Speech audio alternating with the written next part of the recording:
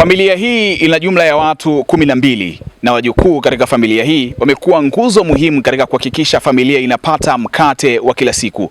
Kila kuitwapo leo, wajukuu hawa hutoka na babu zao pamoja na bibi zao kuwapeleka mjini kwenda kuomba ili familia iweze kupata mkate wa kila siku. Swali ni je, utakuwa unajiuliza kwamba je, wazazi wa watoto hawa wako wapi? Majibu ya maswali hayo yapo katika interview hii ambapo tumepata nafasi ya kuzungumza na mzazi mmoja wa kike ambaye yeye ameeleza hali halisi na nini hasa kinachopelekea mpaka wajukuu kuambatana na babu zao pamoja na bibi zao kwenda mtaani kwa ajili ya kuomba ili waweze kupata riziki ya kila siku. Hii ni ripoti kamili kutokea hapa Zunguni B jijini Dodoma. Mimi ni George Emmanuel. Kama mzazi unajisikia vibaya. Unajisikia vibaya sana. Lakini kwa sababu hamna namna, basi unakubaliana na hali, lakini kawaida kama mzazi najisikia vibaya. Na natamani yani nisikubaliane na hiyo hali. Najitahidi kupambania ili baadaye watoto wangu waje kuwa na maisha mazuri. Waishi hata maisha ya kawaida. Watoke kwenye haya maisha ya sasa hivi. Lakini kutokana na hali nilionayo na kipato na mapambano ninayopambana, ni hivyo. Majina yangu mimi naitwa Lea Masinga, ni mkazi wa hapa Zunguni B. Nimeolewa na nina familia pia. Na familia ya watoto 3.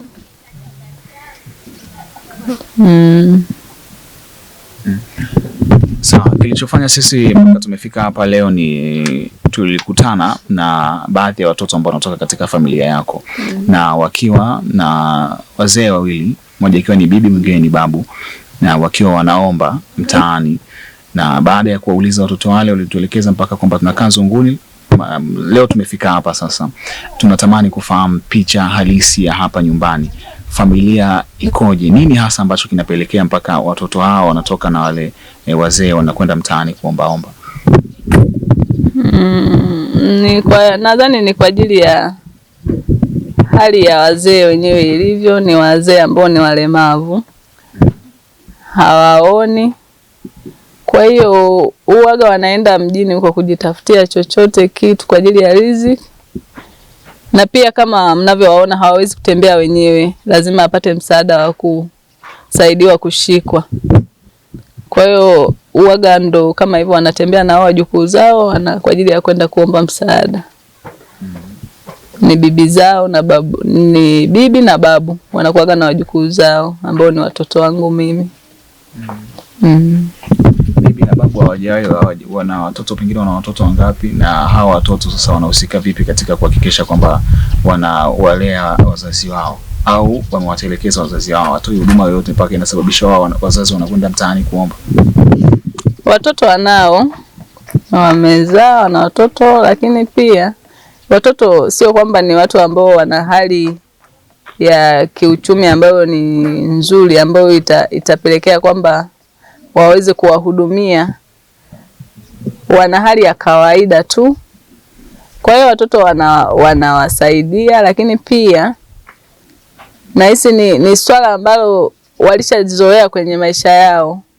Maana wale wabibi wenyewe walizaliwa, niseme ni kama walizaliwa hivyo. Maana wakianza kutupa historia zao, ni watu ambao walipata huo ulemavu muda mrefu. Hata wanavyowazaa watoto wao walikuwa hivyo hivyo.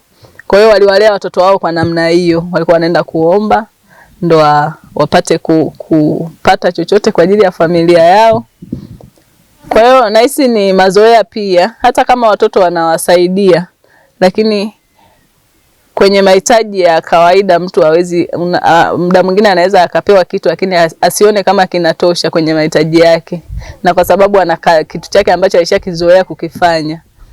Kwa hiyo ni tuseme ni mazoea pia na viwango pia ambavyo wanakuwa wanasaidiwa na watoto wao, wanaona kama haviwakizi kwenye mahitaji yao. Sawa. Hapa nyumbani umesema kuna zaidi ya watu 12 familia, wakiwemo hawa wazee. Wewe pia umeolewa na mtoto ambaye ni hapa ni ukweni manake. Uko na wakwe wako unakaa nao hapa. Ndio.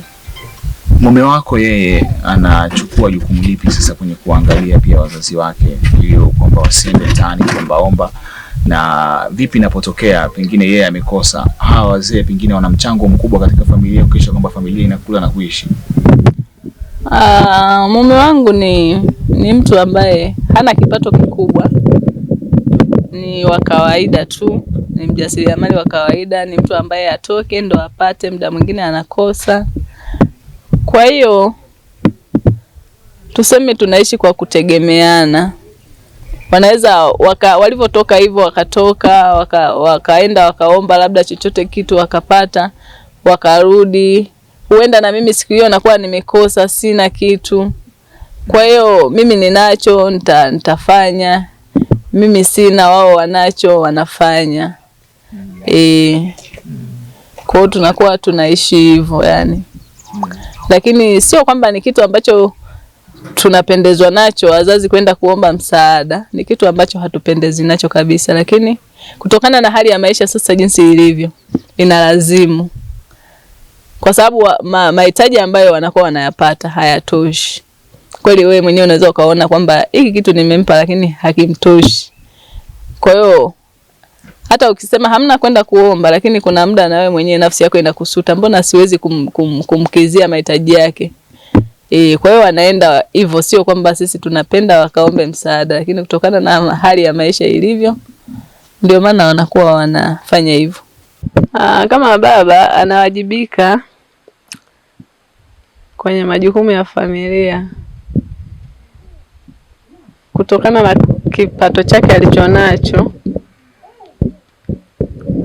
Maana ni mtu ambaye anaenda kutafuta huko, akirudi nacho anatoa, akirudi hana, huwezi ukamforce kwamba kwa nini huna. Kwa hiyo anawajibika kwa kadri ya hicho anachopata.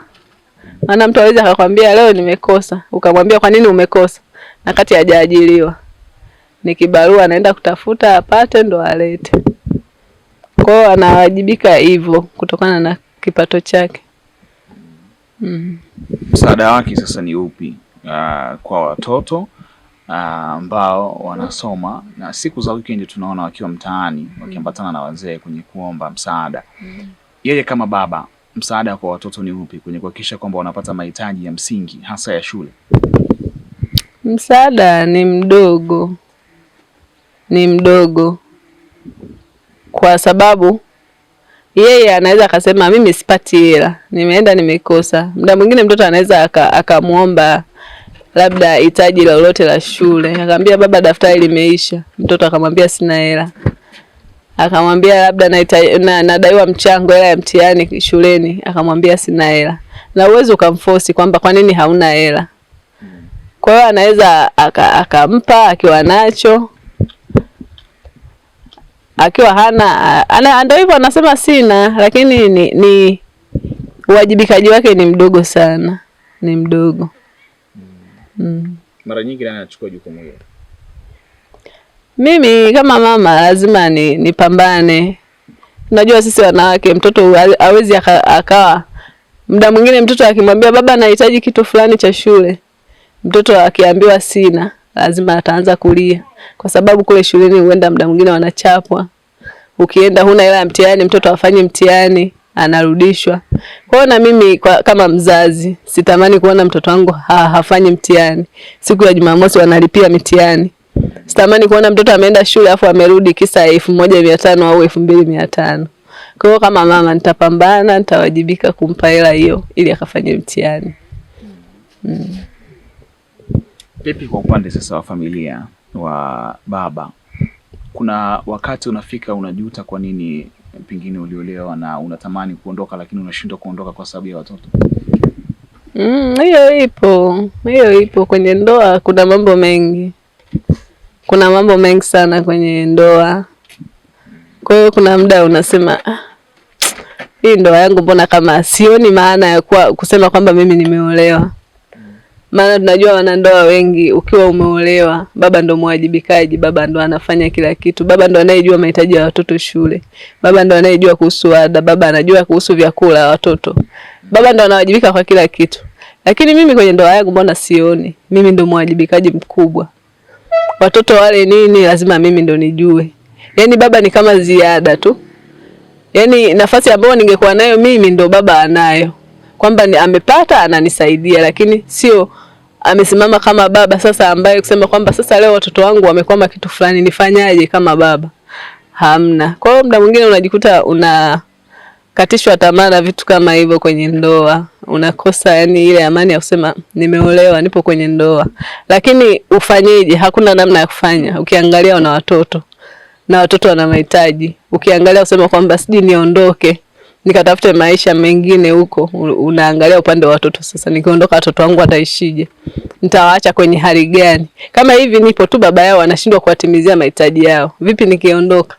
Nitawaacha watoto wangu kwenye hali gani? Kwa hiyo unajikuta unavumilia tu basi ili maisha yaende. Umewahi kujuta kuwa kwenye ndoa? Sana. Nini hasa ambacho unakijutia tangu umeingia kwenye ndoa? Ni vitu vingi tu na vitu kama hivyo, yani kwenye kuwajibika sana kuhusu kuangalia labda familia. Unajua kwenye ndoa watu watupendagi kusema kwamba nimeolewa niwe na maisha mazuri, hapana. Muda mwingine tu ukiwa na amani unaiona ndoa yako ni nzuri, hata kama mwanaume hana hela. Na mtu akiwa hana hela, si unamjua tu kwamba mume wangu hana hela. Unajua kabisa kwamba huyu hana hela, lakini sasa tunafanyaje? Tunavumiliana. Kikubwa nini? Amani. Tunashirikiana kwenye mambo tofauti tofauti. Sasa hapa tumekwama hiki na hiki, tunafanyaje? Mnajadili kwa pamoja na maisha yanaenda. Hata kama mmelala na njaa, lakini mkiwa na amani kunakuwa hamna shida. Lakini shida ni kwamba utakuta wewe unawaza, huelewi watoto wataishije, watoto watasoma vipi, nitapata nguo za watoto za shule nitapataje. Lakini utakuta baba kama baba sasa ambaye ndo alitakiwa yabeba hayo majukumu, hana hata hiyo wazo. Yaani kwanza hana hata mpango. Ndio mwingine utakuta unawaza sasa, wewe unafikiria mwanangu hana viatu vya shule, nimeshapambana, nimepata uniform, nimepata begi, nimepata madaftari hata baadhi hayajakamilika, lakini hana kiatu. Baba anarudi yeye amenunua kiatu chake. Kama mama anakuwa anajisikia vibaya. Ina maana kumbe huyu ana uwezo wa kufanya vipi hii hela angenunua viatu vya mtoto, lakini yeye kajinunulia kiatu chake na ni kiatu cha bei. Kwa hiyo muda mwingine hivyo vitu kama hivyo vinakatisha tamaa kwenye ndoa. Unasema yani sasa yani bora ningeishi peke yangu, lakini nini? Natunza heshima kwa ajili na familia.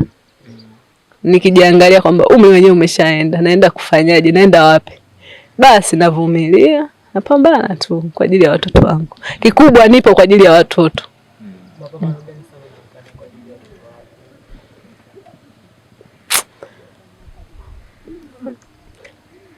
Napambana tu kwenye biashara ndogo ndogo kama nilivyosema, nipo hapa saluni. Namshukuru Mungu kwenye kazi yangu. Mungu hajawahi kuniacha. Kwa siku huwezi kukosa kuingiza hata 2000. Kwa hiyo lazima niingize chochote kwa siku. Kwa hiyo na mimi napambana hapo ninapopatia.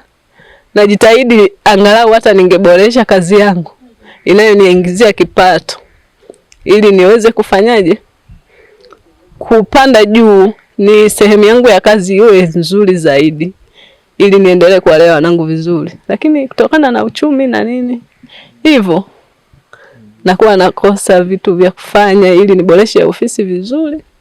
Naenda hivyo taratibu. Mimi kikubwa ninachotamani tu watoto wangu wasome. Natamani watoto wangu wasome, wafike mbali. Na muda mwingine natamani gani ningekuwa na uwezo hata nisomeshe watoto wangu shule nzuri. Lakini uwezo huo sina. Nakuwa napambana tu kwa kadiri jinsi nilivyo. Hivyo. Kuna wakati umesema kwamba unabidi uchukue jukumu kama baba. Wewe mama usimame kama baba. Baba kuna wakati anaweza akapitisha mpaka siku ngapi hajaacha hela matumizi nyumbani? Yaani yeye kumaliza hata wiki hajaacha chochote ndani, na anajua ndani hamna kitu. Ni kawaida. Anaweza kamaliza wiki au kwa wiki anaweza kujitahidi sana, ametoa hela ya matumizi mara 3. Hela yenyewe haizidi 5000. Kwa hiyo kwa maisha ya mjini ya kawaida, hiyo 5000 mtoto umpe hela ya shule, watoto wanywe chai asubuhi, ukiangalia ndani huna mkaa, huna chochote. Yani huna chochote ambacho utasema nitanua unga nitawakorogea hata uji. Hamna mkaa, hamna gesi, hamna nini, hamna chochote. Maji yenyewe yananunuliwa. Kwa hiyo ukiangalia 5,000 ni hela kubwa, lakini ni ndogo sana kwa matumizi ya kawaida. Lakini yeye anaweza akajitahidi sana, ametoa 5,000 kwa baada ya siku 2, 3 au kwa wiki ametoa mara 3. Na ukimuuliza hizi siku zingine anaamka anaondoka sina hela. Huwezi ukamlazimisha au kumfunga mtu kwa nini huna hela. Ameshakwambia sina hela, jana sijafanya kazi. Basi. Lakini sasa yeye akishaondoka, mimi kama mama siwezi nikakubali wanangu akashinda njaa. Lazima nitapambana. Tafanya namna hata kibarua. Nimekosa mteja hapa saluni, sasa hivi vipo vibarua vya kulima. Nitaenda kulima hata kibarua ili nipate chochote chakula na watoto wangu. Nyinyi kama familia, swala la wazee kwenda kuomba mtaani na kurudi nyumbani, mmelichukulia vipi na huwa mnalitazama vipi? Ni kuna ulazima wa wao kwenda kutokana na mazingira ya nyumbani na hamfurahishwi pia na kile ambacho wanakuwa wanaenda kuomba mtaani? Mimi kwa binafsi yangu kwa kweli sifurahishwagi, na nikizingatia sana mara nyingi wanakuwa wanaenda na watoto wangu. Sifurahishwagi na hicho kitendo cha kwenda kuomba msaada. Nikijiangalia mimi ni mtu ambaye nina nguvu, naweza kupambana nikapata chochote. Lakini ndio hivyo inakuwa inalazimu, na ukisema usimruhusu mtoto aende nao, wanatembeaje? Hawawezi kwenda peke yao na wanakuwa wana uhitaji. Kwa hiyo inalazimika, lazima waende.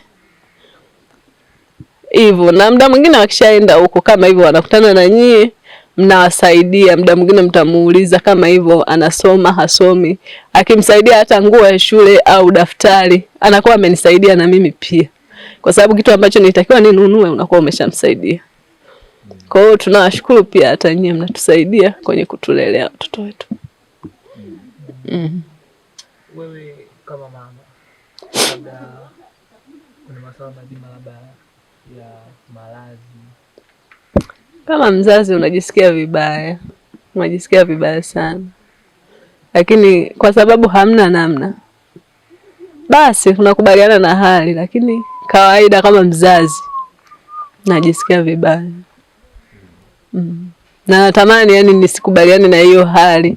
Najitahidi kupambania ili baadaye watoto wangu waje kuwa na maisha mazuri, waishi hata maisha ya kawaida, watoke kwenye haya maisha ya sasa hivi. Lakini kutokana na hali nilionayo na kipato na mapambano ninayopambana, ni hivyo.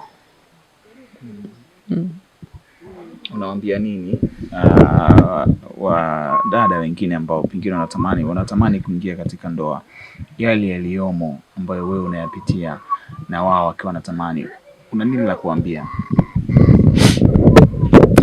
I say, mimi siwezi nikamwambia kitu chochote binti anayetaka kuolewa. Naweza nikasema tu labda nikumuomba Mungu tu akakupa mume sahihi na mume anayejitambua. Kwa sababu kwenye kuolewa uwezi ukajua kwamba Mungu anakupa mume gani. Ni kuomba tu Mungu akusaidie akupe mwanaume anayejijua. Mimi ni baba wa familia, ni baba anayejali familia yake. Lakini siwezi nikasema eti binti usiolewe sijui vipi, hapana. Kwa hivyo tu. Yaani kutokana na changamoto ambazo mimi nazipitia kwenye ndoa yangu, muda mwingine nikisikia hata mtu akiniletea kadi ya ndoa, binafsi najisikiaga vibaya moyoni. Yaani najikuta kama yule mwanamke anaenda kukutana na changamoto ambazo mimi nazipitia. Kwa hiyo kwa sababu nakuwa sina namna na ni lazima aolewe, cha msingi tu ni kumuombea Mungu ampe mume ambaye ni sahihi. Ni mambo mengi sana. Kwa mfano mimi nikijisemea mimi kwa upande wangu, afya yangu hivi nilivyo, mnaniona kama sipo sawa. Nilikuwaga ni mjamzito wa huyu mwanangu huyu mdogo, nikapata na shida fulani kama ya kichomi upande huu. Niliumwa, nilikuwa na mimba miezi 7 mpaka nilijifungua. Kabla sijajifungua kile kichomi kiliachia, lakini nikawa kama nakohoa, nikawa na kikohozi ambacho hakiishi.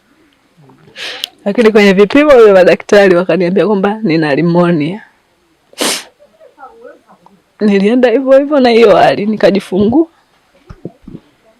Lakini ilifika mahali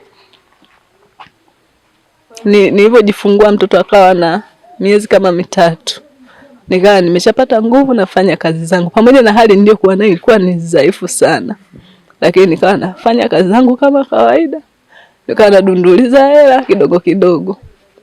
Nikaenda hospitali tena kwa sababu nikawa bado najisikia maumivu makali upande huu.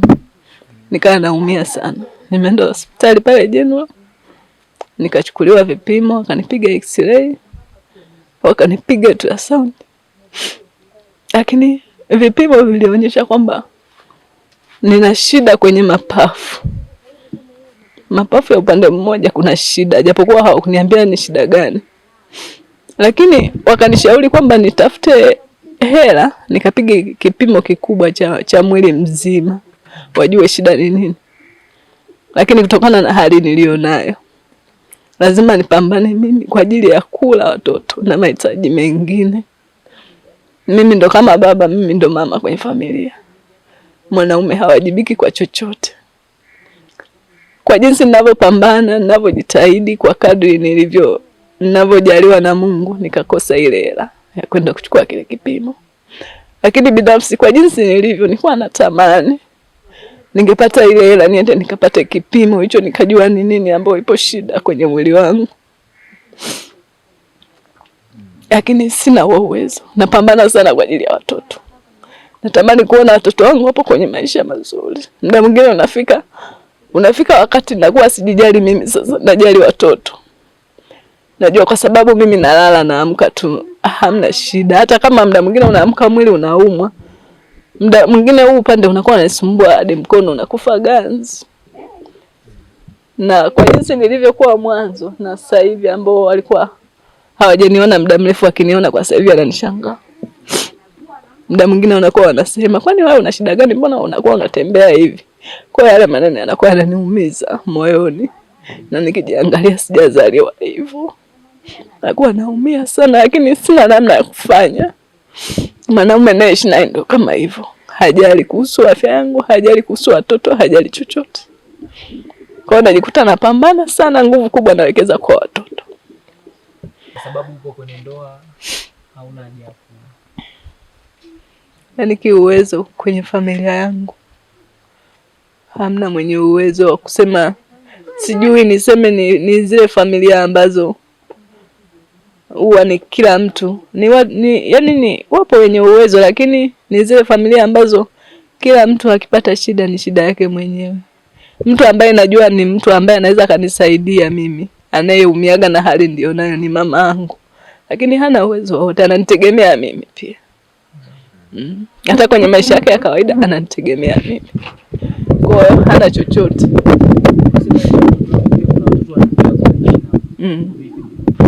Ni watoto wa dada yangu. Dada yangu na yeye yupo huko kijijini. Ana watoto 5 huko kijijini. Watoto wote hawasomi. Baba yao alishafariki na yeye hana uwezo wote. Kwa hiyo nikatamani mimi nikawa sitamani kuona watoto wakakaa na ni watoto wa kike wasiende shule. Kwa jinsi nilivyo, Mungu ananibariki chochote ninachopata. Nikaona ni vizuri niwachukue wapate hata elimu kidogo. Hata kama hawatafika mbali, lakini wapate elimu hata ya kawaida tu. Kwa hiyo nipo nao, napambana pia na wenyewe ili wapate elimu. Kawaida hizi kazi zetu za saluni ni kama za msimu fulani hivi. Unaweza kaingiza hela nyingi labda kipindi cha sikukuu au kukiwa na tukio fulani, labda kuna harusi au vipi, lakini hizi siku za kawaida, siku ambazo tunategemea, unaweza ukaingiza kipato chochote ambacho kikazidi hata 10,000, 15,000, 20 ni weekend. Ni zile weekend ambazo wafanyakazi wanakuwepo nyumbani, ndo wanasuka labda, au kwa ajili maandalizi ya Jumapili watu kanisani. Kwa hiyo siku ya kuanzia leo Ijumaa hadi Jumamosi ndio siku ambazo tunazitegemea kwenye kipato. Lakini hizi siku zingine za kawaida unaweza ukaingiza 2,000 kwa siku, 5,000 labda. Imezidi sana 8,000 kawaida. Ni nyingine ambayo inasumbua. Kwa hiyo natamani, na niliambiwa kipimo sijui ni 300,000. Lakini ilishindikana mpaka sasa hivi. Huu ni mwaka wa 3. sijapata hiyo 300,000 nikapata hicho kipimo. Kwa hiyo natamani sana ningepata hiyo hela nikapimwe ili ni afya yangu ikae vizuri, niendelee kupambana kwa ajili ya familia yangu. Pole sana.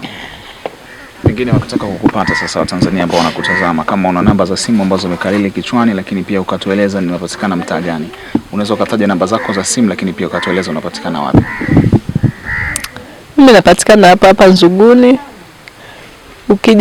Ukishuka pale Nzuguni boda nje apanda pale unakuja mpaka Nzuguni chuo.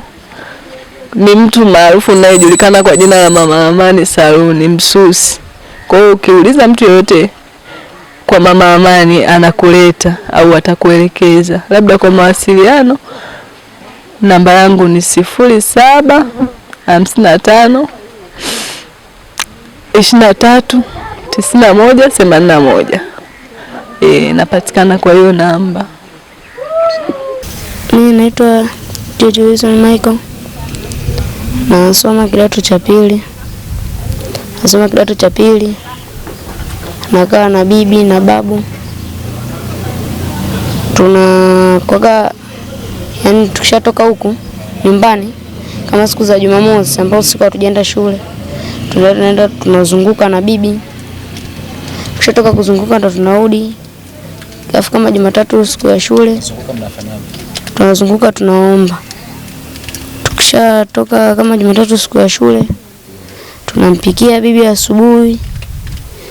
Tunampikia afu yeye anaondoka na kuna dada yetu mwingine anaondoka naye. Bibi na babu wao wana changamoto gani pengine mpaka wanaanza kuzunguka mtaani? Bibi na babu wao ni vipofu, walemavu wa macho. Sawa, umesema kwamba mnakaa na bibi na babu. Pengine wewe wazazi wako sasa wako wapi? Au wazazi pia wa babu zako wao wako wapi? Mimi sijajua. Mimi hapa nakaa na mama mkubwa na bibi na babu. Na kuna bibi mwingine naye tunakaa naye.